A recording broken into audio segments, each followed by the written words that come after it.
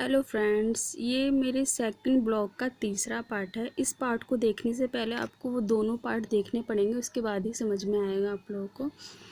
ये हम कोमल के घर से निकल चुके थे कालका जी मंदिर जाने के लिए। मंदिर जाने का कोई प्लान नहीं था, बट दिव्या की बेटी भी उसे काफ़ी तंग कर रही थी एंड मंदिर कोमल के घर से काफ़ी पास में था, तो हमने सोचा चलो घूम आते हैं। तो हम पहुंच चुके थे कालका जी मंदिर। वहां जाके देखा तो भीड़ बिल्कुल कम थी, इक्का दुक्का लोग ही नज़र आ रहे थे। लेकिन हाँ, इस बार जो दर्शन हुए माता रानी के, ऐसा दर्शन कभी भी नहीं हुआ था लाइफ में। क्योंकि हम लोग इस मंदिर में, मतलब मैं इस मंदिर में जब भी जाती थी हमेशा ही भीड़ रहती थी, हमेशा ही भीड़ रहती थी। लेकिन इस बार बिल्कुल भी भीड़ नहीं थी और माता रानी के दर्शन बहुत अच्छे से हो गए थे।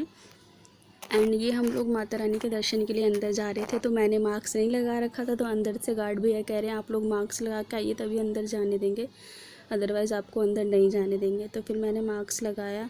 उसके बाद हमने माता रानी के बहुत अच्छे से दर्शन किए। और एक बात, हाँ, इस बार माता रानी को प्रसाद नहीं चढ़ाने दे रहे थे क्योंकि वही कोविड के चलते, तो लोग वहाँ पे पैसे चढ़ा रहे थे। हम लोगों ने भी पैसे चढ़ा दिए।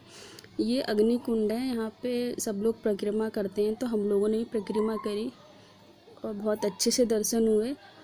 और ये हम निकल चुके थे फिर दर्शन करके, क्योंकि भीड़ बहुत कम थी इसलिए दर्शन बहुत जल्दी हो गया था और बहुत अच्छे से दर्शन हुआ था। ऐसा दर्शन कभी नहीं हुआ था लाइफ में।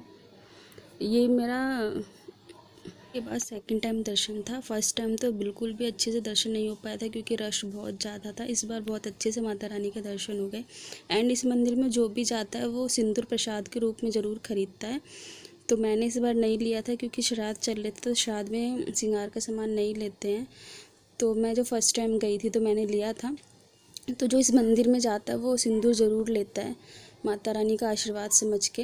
एंड हम लोग फिर शॉपिंग वगैरह करके निकल चुके थे, अपने घर के लिए निकल रहे थे। तो हमारी फ्रेंड ने बोला कि नहीं आप लोग चलो फिर खाना वाना खा के जाना। तो हमने बोला नहीं, हमें लेट हो रहा है, आप जाने दो, क्योंकि दिव्या की बेटी भी काफ़ी परेशान कर रही थी। फिर हम लोग घर के लिए निकल रहे थे, तो हमें हमारी फ्रेंड ने बोला कि ये मेरी मदर इन लॉ ने कुछ गिफ्ट्स दिए हैं आप लोगों को, तो ये ले लो। तो हमने मना किया कि नहीं, हम नहीं लेंगे, ऐसा कोई वो नहीं है। बट उन्होंने बोला कि आशीर्वाद समझ के ले लो, मेरी मदर इन लॉ ने दिया है। क्योंकि हम लोग फर्स्ट टाइम शादी के बाद उनके घर गए थे, तो उन्होंने हमें कुछ गिफ्ट्स वगैरह दिए थे, तो हमें लेना पड़ा क्योंकि हमारी फ्रेंड ने बोला अगर नहीं लोगे तो बुरा मान जाएंगी।